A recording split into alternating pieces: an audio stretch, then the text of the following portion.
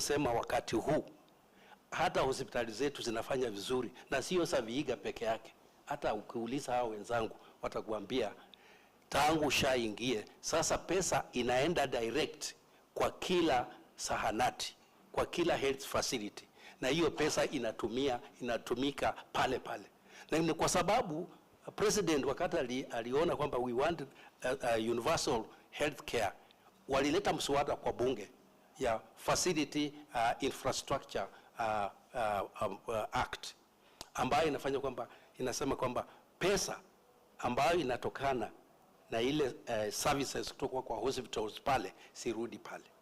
So I can tell you for sure hospitali sasa zangu za Vihiga zinafanya vizuri, siko na vifaa na wafanyakazi wako wanafanya kazi. Ndio tuko na mkomo, lakini kwangu wengi wako kazini. Kwa vile yale matakwa waliuliza tumekubaliana waendelee. Lakini kama ni hao ambao wa madaktari walikuwa kwa wakati waliajiriwa wakati wa COVID, hao waliajiriwa na serikali kuu, na sisi kama Council of Governors tumesema kwamba wakiweka pesa kwa budget then tutaendelea tutakubaliana na yale ambayo imesemekana. Lakini nataka kuhimiza watu wengi sana wamekasifu SHA, but I want to say it here myself and my colleagues here can say SHA is working and is making a difference in the healthcare system of this country.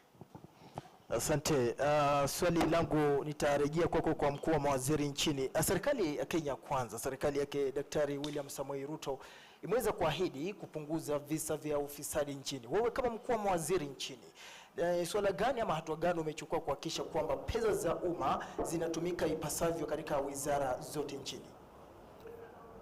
Asante sana. Kwanza ni vizuri tujue kwamba bunge imepitisha sheria kadhaa. Bunge imeimarisha sheria ya anti-money laundering. Bunge imepitisha sheria ya virtual assets.